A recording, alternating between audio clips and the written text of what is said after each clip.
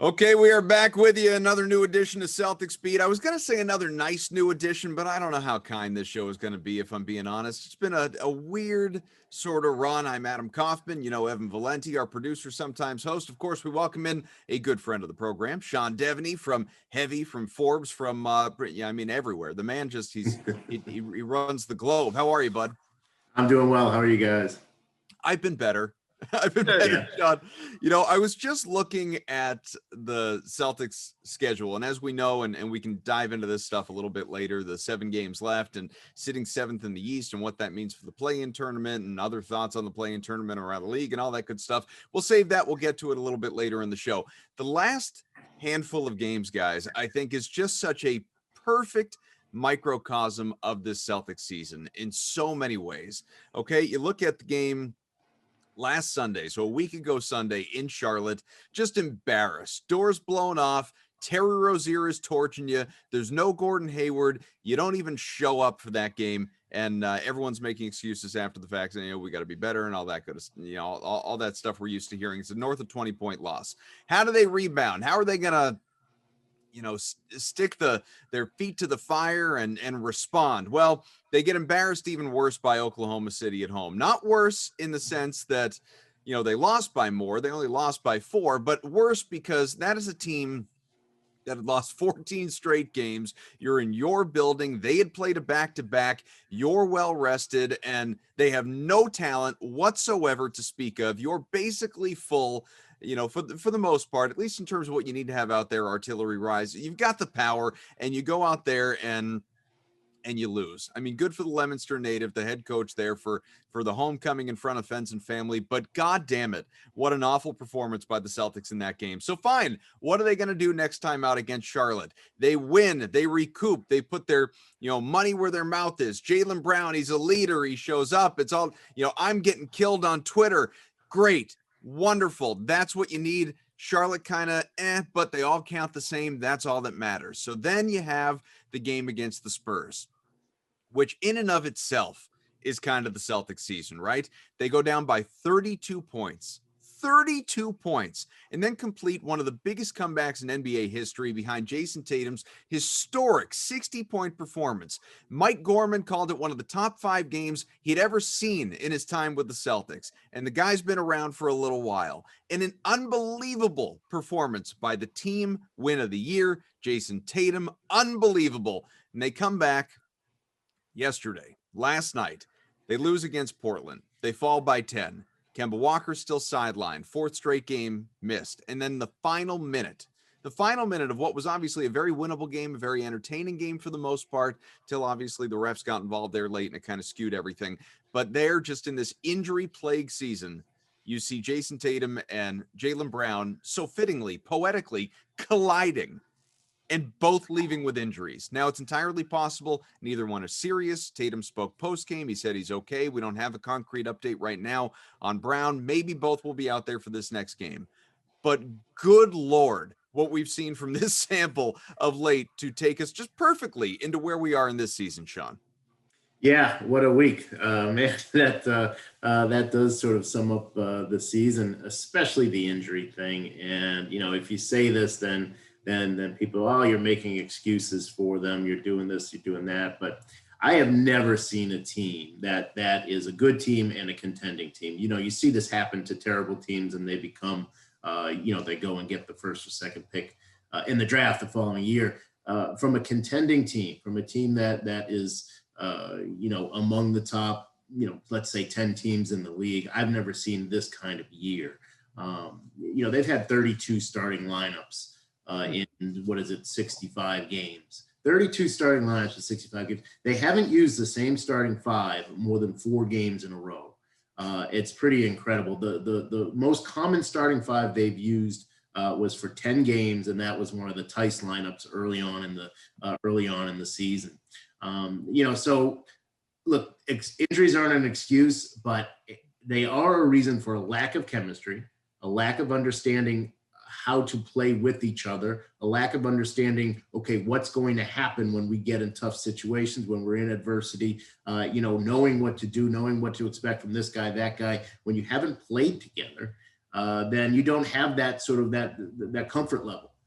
And I think what we see over and over and over again with this team, and people get frustrated and say, well, they're not trying. I don't think that's it. They don't have the chemistry. They don't have the knowledge of each other. So they get in these tough situations and they take bad shots. They jack up threes that they shouldn't be jacking up. They take contested mid-range shots because they get themselves in a situation where the ball's not moving. They don't know what to do, and they wind up with a bad shot. You know, people don't realize how quick those 24 seconds go when you're out on the floor and when you're under pressure like that. And I think if you just haven't been in those situations with the guys around you, then you're going to get some of the ugly decision making that we see from the Celtics all too often. And as well as they played yesterday, it was a good, they lost by 10, but it was a really well played game, really on both sides of the ball. But you did see some of the bad decision making, Marcus Smart and others making some bad decisions late in that game. I think a lot of that is just this team has not played with each other. Yeah, you look at what Fournier said after the game last night, right? He talks about how he doesn't feel like he's 100% back. He feels, first off, the fact that he feels bad about getting COVID and putting this team in the situation. Yeah. I mean, look, this particular virus, we're a year in and we still don't understand everything about it. You get it. It's unfortunate, but you don't need to apologize to the team for missing time. It just means a lot that he's, trying to come back and trying to get better while this team tries to figure itself out and get himself playoff ready after coming back from this thing is tough. He talked about, it feels like he has a concussion. His depth perception is all off. Although last night he looked terrific. Shot the ball very well last night. But it's just, you look at that, you look at Jayson Tatum has taken an inhaler before games to get his lungs right. You have Kemba Walker getting managed for a knee injury for the entire season, then strained his oblique. What was a very weird play. It's a disaster. And it's like, Rob Williams is managing some sort of, nagging injury. Jaylen Brown's nursing 2 nagging injuries. And they add the one last night for the cause. I look, we've tried all season and we've had a myriad of guests. Sean's been on a bunch, trying to figure out what is wrong. Is it coaching? Is it the personnel? Is it players? It's maybe, can we admit that this whole season that's been, and you look at the injury numbers and how many games have been lost to injury, the Celtics are running away with that particular statistic. Dallas in second has also been decimated by injuries and COVID throughout the entire season. I don't like to make excuses for injuries, but I think in this particular season, we have to maybe consider that it's playing a little bit more of a bigger factor than any of us maybe want to admit. Because none of us want it, it's like using the refs as an excuse. Yeah, the refs blew a couple of bad calls last night, including Tristan Thompson's goaltend, which was an absolute disaster, a joke in real time. And the fact that they didn't let Brad review that after whatever. It's just maybe we're not playing into that particular storyline because it's lame. But maybe that's really what's going on here, as Sean alluded to. The chemistry's off, and that might be a big reason why. You have guys trying to fill roles they're not normally used to filling. I mean, Jayson Tatum scoring 60 the other night, which was unbelievable. Do we also want to talk about the fact that it was necessary for him to take 38 shots in a game? Yep. Because it just, the way their offense looked at times, just give the ball to Tatum and just get out of the way. And that might be the best offense. So, I don't like making the injury excuse for any team, regardless, unless it's like 2008 and Brady goes down in week 1, where he tears his ACL. And the season's over after that. I don't like to make excuses in basketball, but this might be the year to use that because this is ridiculous. How many different starting lineups? 32? Did 32. You say, Sean? That is ridiculous. And it's a truncated season. It's a smaller season, and they've had 32 starting lineups. It's frustrating, but at the same time, it's like it is what it is, and Boston's had to make the best of it. It just hasn't gone their way at all, really, this year. Yeah. I wonder if it gets to the point, too, where, everything that you've both highlighted, and I don't think enough attention, quite frankly, can be spent on the Fournier stuff. Listening to him post-game, it sounded scary, out there. It's certainly frightening for anyone that either has had COVID or still lives in fear of getting COVID. The idea of being out there, being a professional athlete, playing a basketball game at obviously the highest level and feeling like you are actively playing with a concussion is just the blurriness, the vision, the lack of focus, the depth perception, all the different things, Evan, that you mentioned. It makes me wonder if you get to a certain point where the lack of continuity and everything that Sean explained, that we've talked about, I don't know how many times on the show over the course of the season, and Brad has talked about it, the players have talked about it. If you just kind of accept as we near the end of the regular season, and some people in my Twitter mentions asking on a daily basis, is this even a playoff team, let alone one that's going to come out of the play-in tournament or escape the play-in tournament or whatever it may be. If we spent time with Abby Chin last show talking about expectations, ultimate expectations for this team, and saying that it just runs the gamut, and you could paint any scenario and none at this point in time would really be all that surprising. Do we just have to sit back, and this is not how sports fans are built, or not how we're wired? Do we just need to sit back and say, whatever happens, man? Because it's just impossible to even feel one way or another about this team. And it's hard to even get angry at this team anymore. I had so much anger toward this team throughout much of the season, but now as we get to this point and everything that has unfolded, you just kind of have to say, all right, sometimes it's just not your year, man. I don't know what you're supposed to do about it. Yeah. I agree with that. And some of this does go back to the NBA itself, the way that they've approached this season, and the fact that we're playing this season the way we are, and whether that was a good idea to begin with, to come back before Christmas and get started then, when there weren't vaccines and there were, the whole COVID thing. If we were starting this season, say in February, it's a different sort of thing, not just in terms of training camp and that, but now, you've got vaccines, you've got, a much better understanding of what's going on, and you're going to have less of this wild card of COVID, which, I think the Celtics are up to something like 160 games that have been affected by COVID, whereas Indiana, I believe, has 2. So, and that's just a wild card, so you have one high end, one low. You can't control that. And some of that's on the league for starting this thing, and the players agreed to it. I'm not saying it's all just league; it's players too. The players could have fought them a little harder on that, but they didn't.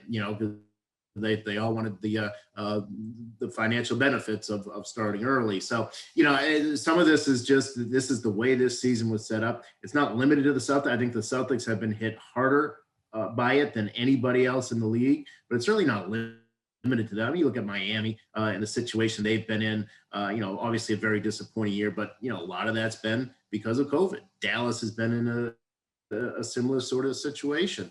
And teams that have, Utah has had practically a clean bill of health all year. And that's one reason why they're the best team in the league. So, health is always going to be a factor, but it just seems like because of the way the NBA set things up this year, it was always going to be a much, much bigger factor this time around than any other time around. So as things sit right now, you have the Celtics 7th in the Eastern Conference. And again, for anyone that is unfamiliar with the play-in tournament, the way this works is first 6 teams in each conference guaranteed a spot in the postseason. Then this 7 to 10, you're going to have those teams square off, and obviously 2 will emerge for the 7 and 8 seeds, and 2 will find themselves in the lottery. So the C's right now would be part of the play-in tournament, but it's so close. It is so close right now.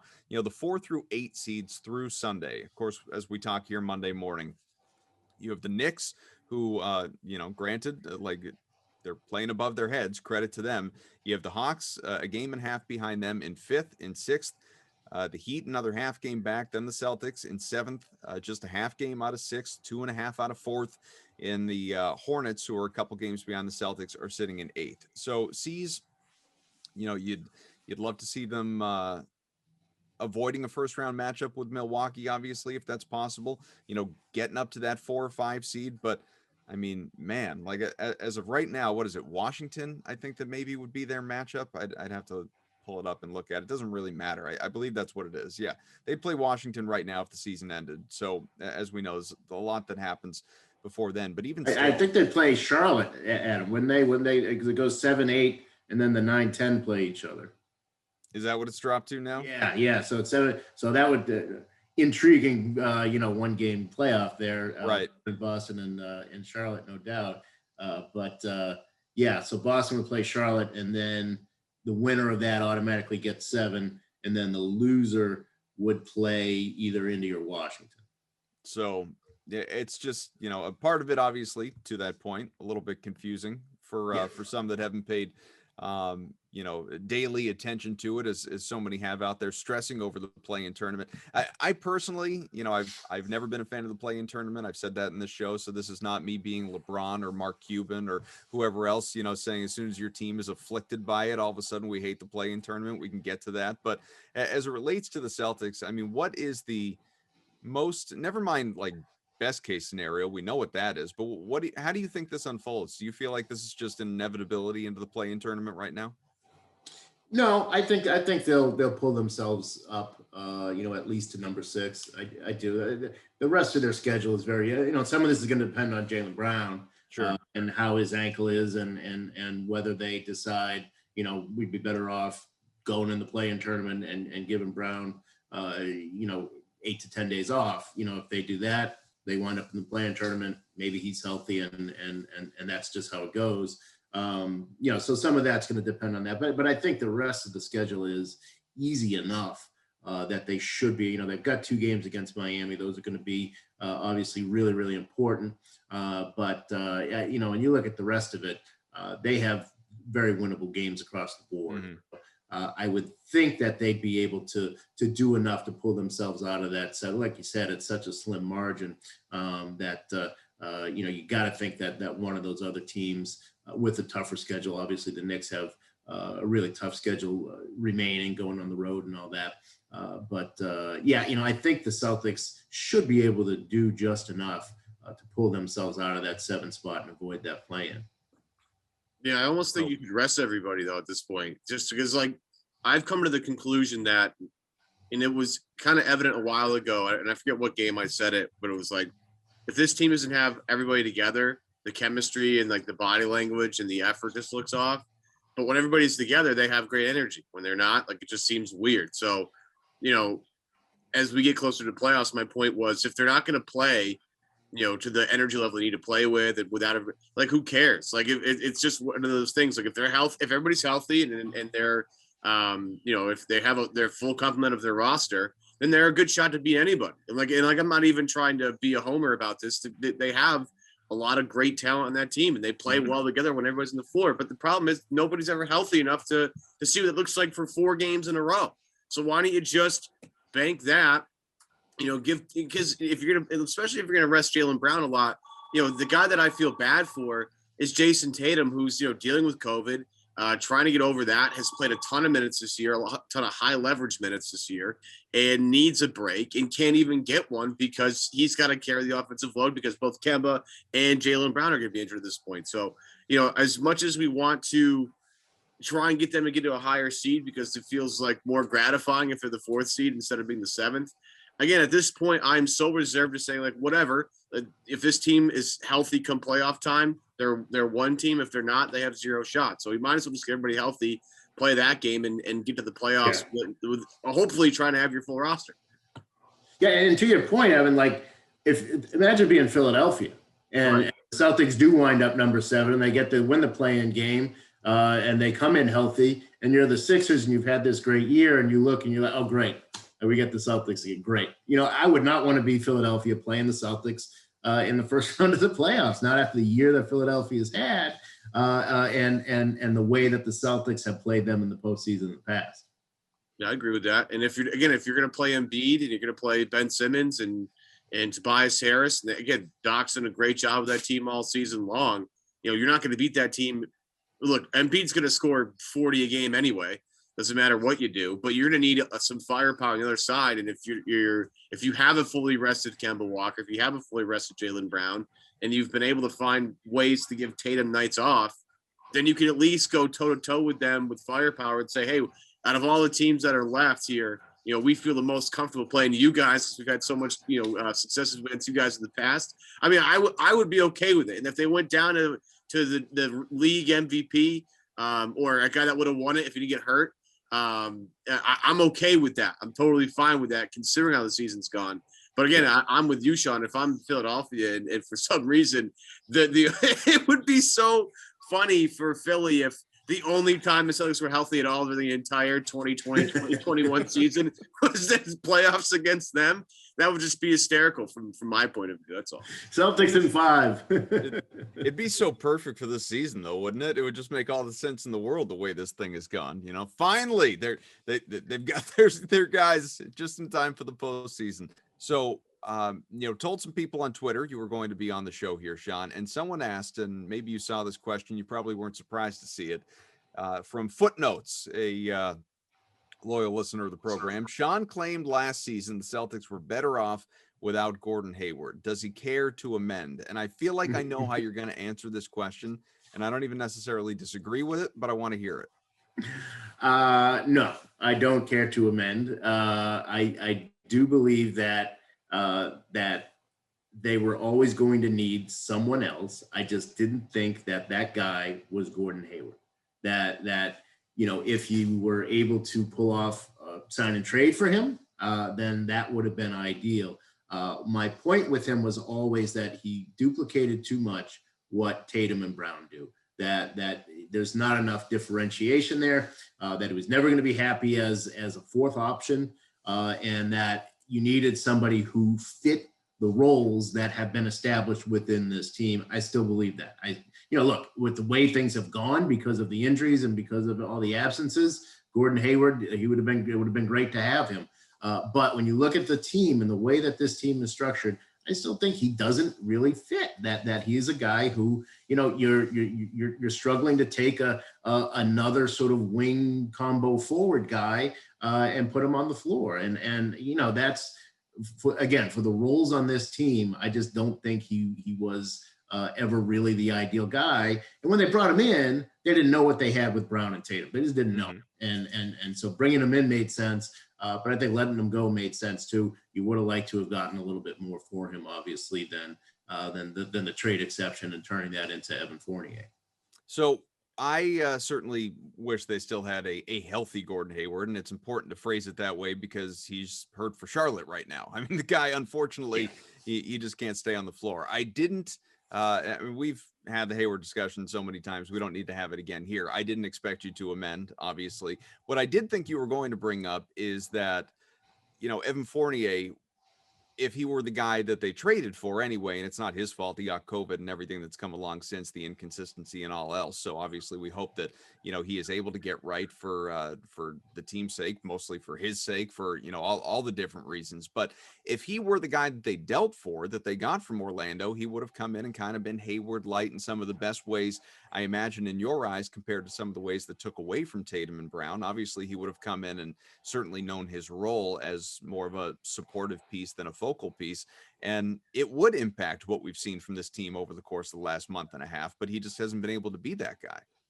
Yeah. I mean, if we were to shoot the way that he's shot in his best games, when we've seen him at his best, right before he went out, certainly last night, what was he, 6 for 8 last night? I mean, 8 for 10. You take that, sure. Yeah, 8 for 10, yeah.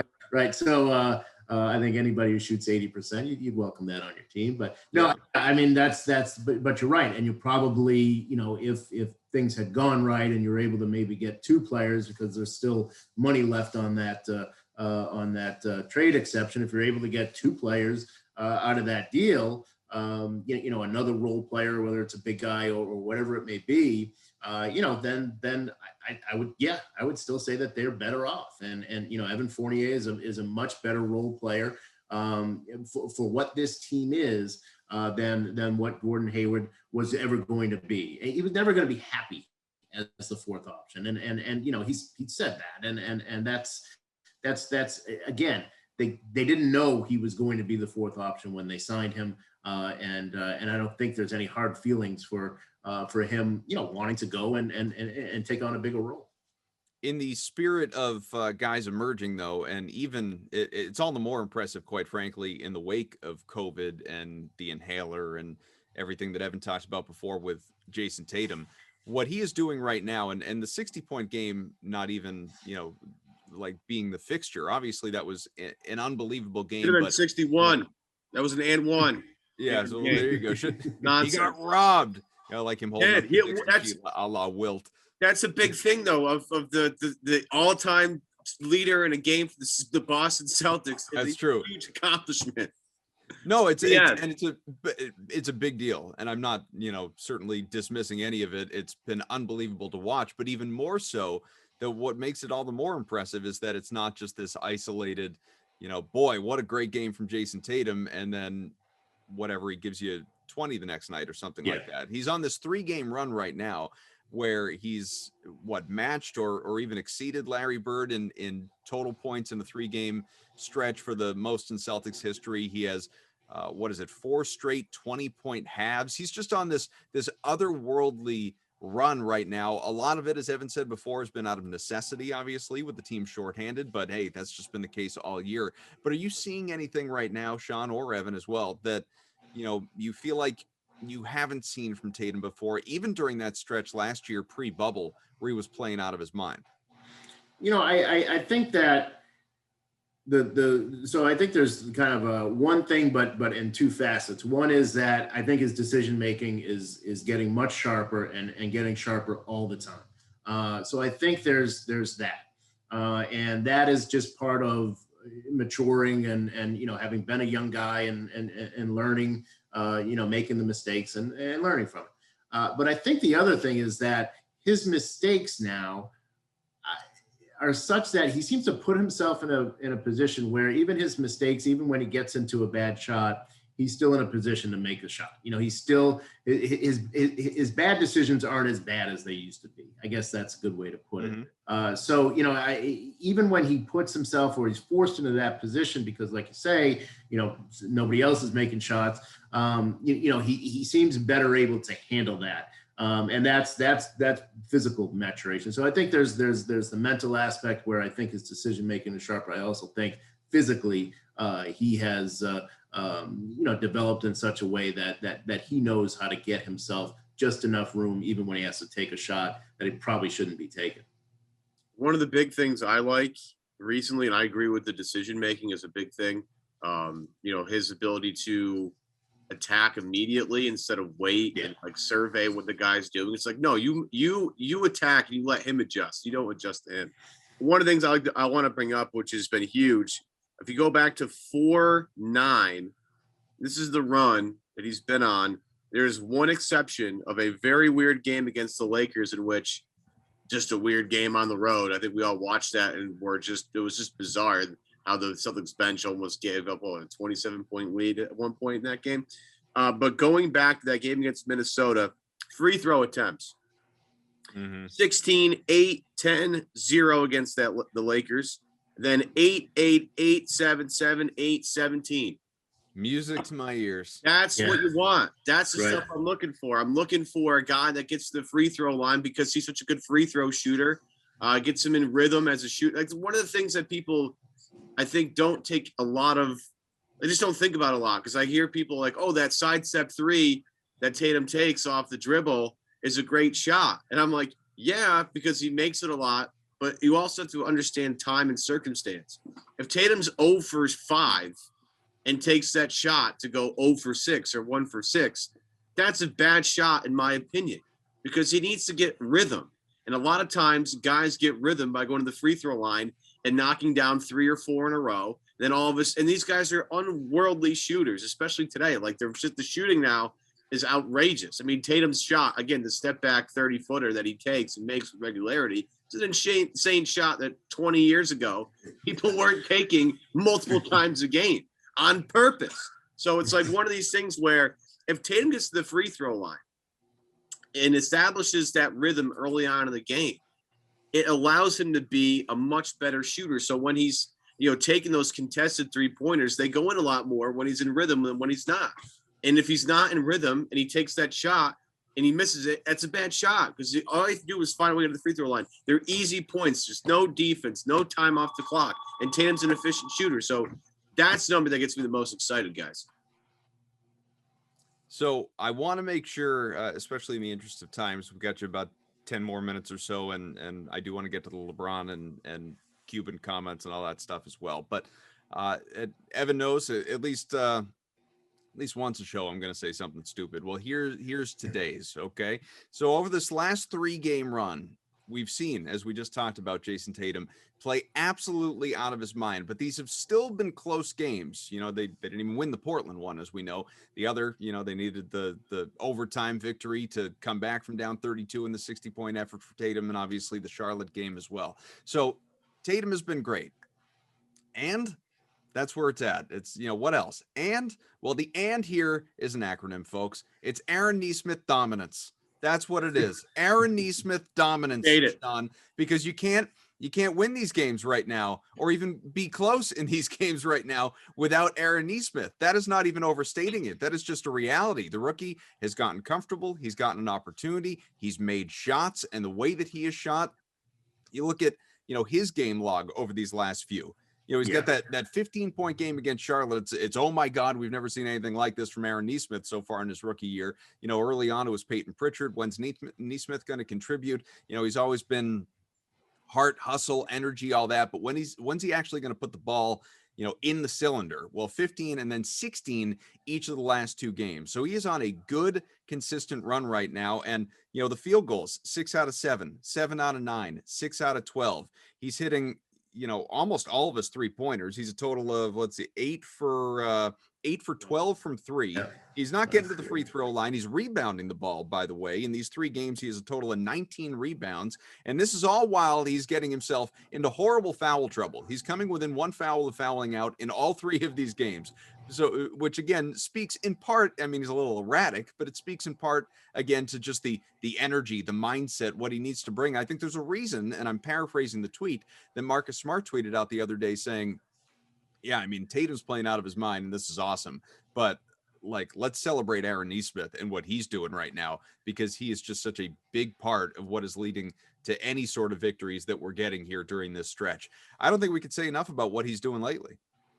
Yeah, and it's rare. I mean, you see this kind of thing from a rookie on a team that's out of contention, that's not playing for, you know, that they get a chance late in the year and garbage games and they put up numbers. This guy is putting up numbers in important situations for a team that he hasn't done much for all year. You know, that like you said, he's had some flashes here and there, but certainly has not been as good a shooter as we've seen lately, and as good a shooter as he's supposed to be coming out of college. That was the big, the big benefit of him. Orlando really wanted him. The pick after the Celtics took him, I think the Celtics, 14? So Orlando was 15. Yeah, 14. He wasn't going to get past Orlando at 15. Celtics grabbed him at 14. And then for, the first 75% of the seasons, we've said, what's with this guy?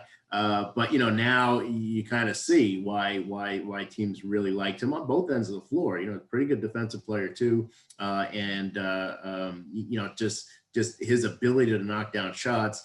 That is something that I've been waiting for. I know most Celtics fans have been waiting for all year. And again, you just don't really see this kind of sudden production on a good team from a rookie late in the year. It really does add a new wrinkle when the playoffs do start. And teams, if you're going to play the Celtics early on in the playoffs and you haven't had a chance, or you will have had a chance to scout most of their guys, you're not going to have much on Aaron Nesmith, and he could be a little bit of a wild card in that postseason. Who would have thought he'd be part of the rotation too? Right. Well, yeah, but I said at the beginning of the year when he wasn't playing that much, it's only because defensively he was a disaster. It comes with practice, playing time, and playing with your teammates, communication, chemistry, all that stuff. And at the time, I said, look, if he can't shoot, then he's not going to play because he has no idea what he's doing defensively right now. And we know how much Brad values defense. And if he's not going to hit shots, then he's a complete negative out there. What you're seeing now is he has played enough to get comfortable on the floor, shooting the basketball. And now that he's shooting the basketball better, it gives you an opportunity to play him a little bit more. And as he gets more comfortable with his teammates, he's going to get better defensively. He's a good athlete. He's got length. He's got size. So it's not like he's going to be a total stiff out there defensively. He has the tools to be a good defender. It just takes time to get up. You know, again, this is a guy who played half a season in college and had no training camp. It just essentially walked on the NBA. The speed of the game is way different. So, you know, he got a lot of flack for getting picked at 14, especially with Saddiq Bey going a little bit later, and who has been tremendous for Detroit. And I love Saddiq. But Danny saw a guy that could really hit shots, and maybe has some potential that we haven't seen yet. And what you're seeing now is a guy that feels a little more confident on the floor. He kind of feels where the ball needs to go. One thing I like about Nesmith is he knows his role. My role is I need to hit open shots. I need to hit open threes. I need to be in this spot just in case, you know, Tatum or Brown get cut off or Smart gets cut off from making a drive. I need to be here. I need to fill this gap, and I need to hit this shot. That's how he survives. And what you're also getting is the energy plays that he provides you just on the glass. You know, offensive and defensive rebounding from have been big. I mean, he had a putback the other night that was, you know, he came out of nowhere to grab it, put it back, or like that's a great smart heady play by a rookie who's trying to figure it out still. So again, if they get anything from him, especially this part of the year and into the postseason, that's a win considering what they've gotten on him so far. The Pritchard pick was a huge win. I love the way he plays. He's a perfect, like, scrappy, you know, third guard they have. He's going to play big minutes, not just this year, but in years to come. But the Nesmith reemergence or emergences in general has been awesome. And because he's hitting shots, he's staying on the floor. And if he can continue to do that, this team can continue to grow around him a little bit, and they can insert him in different lineups and things. But it's been encouraging the past couple of games. Just looking ahead at some of what's to come here. So before we do get out of here, and I guess I could have sprinkled it in with the play-in tournament conversation before, but Sean, what do you make of sort of the league-wide perception of the play-in tournament? You have Mark Cuban, some of the Mavs being, you know, very vocal about not liking it. LeBron saying whoever came up with, you know, this belief should be fired. But where, you know, and others have tweeted this, and this was the first thing I tweeted when I saw the comments from LeBron last night, you know, these comments just don't hold water with the timing. If you had said that at the beginning of the season, sure, you know, you've made your opinion known. When you don't think it's going to affect you, and then it does, and then you say it, you know, then you just look soft, quite frankly, you know, afraid of a one-game play-in to get into the tournament here. Now, I don't like the play-in tournament either. I think it's actually great for the league. I think it's great to, you know, keep more and more fan bases invested and interested in their team's success ultimately than has done in the past. You know, you don't have any of those teams that the whole idea is preventing or limiting tanking. Well, you're seeing a lot more of that, obviously. More of these teams, most teams right now are within striking distance of the play-in tournament, and seems like a lot want to be there. Now, maybe that is unique to this year, but it feels like the play-in tournament is around to stay. How do you feel about it? Just, you know, I don't know, surface level and what we should expect going forward. Yeah, you know, I actually like it. You know, I think that as we've seen in the past, you know, you're going to get some teams that, you know, geez, you remember maybe 8, 9, 10 years ago in the Western Conference, you'd have teams that won 47 games and didn't have a crack at the playoffs. You know, you're going to get things like that. And yeah, I have no problem with expanding it a little bit, giving more teams an opportunity, and going from there. You know, it's not a huge, you know, it's a few games. It's you know, 2, maybe 3 games, 4 at the most, and you know, that's it. So it's not something that is, you know, very intrusive, but it does add a little bit of an element, a little bit of a wrinkle. It reminds me of, you know, the wild card. When baseball brought in the wild card, the purists their heads were exploding, and you know, this is the end of the world as we know it.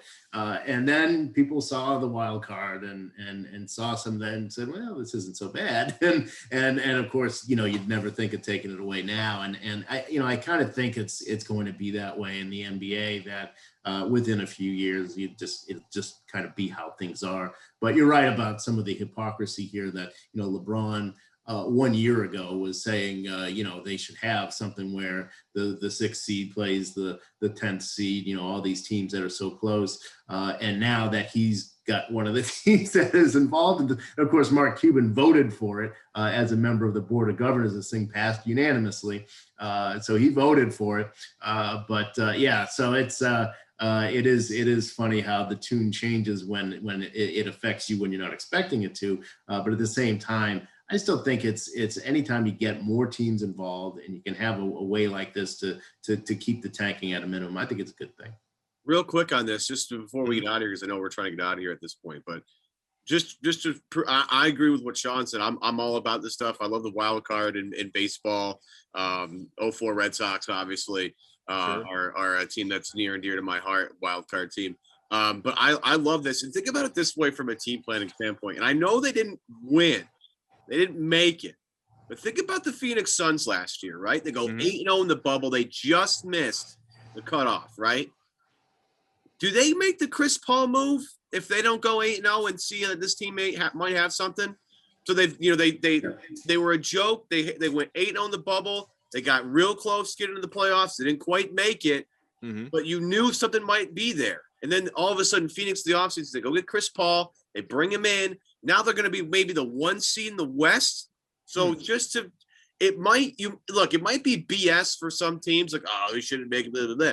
But if you're one of these teams that's down towards the bottom and you get into the 8 or the 9 or the 10 seed and you somehow make the NBA playoffs and you get a nice run to see your teams like in playoff basketball, it might change the outlook in the offseason of your team and say, hey, maybe we be more aggressive here. Maybe we have something that is going to work and we need to build on this rather than, kick the can on it a couple of years. I think it's fine. And I think the Phoenix Suns, the bubble Suns, who were amazing last year, they're the biggest advocate for it. They went from a team that was relatively not thought about to a team that acquired Chris Paul and is going to, be a real factor in the West this year. I love it. More of it, please.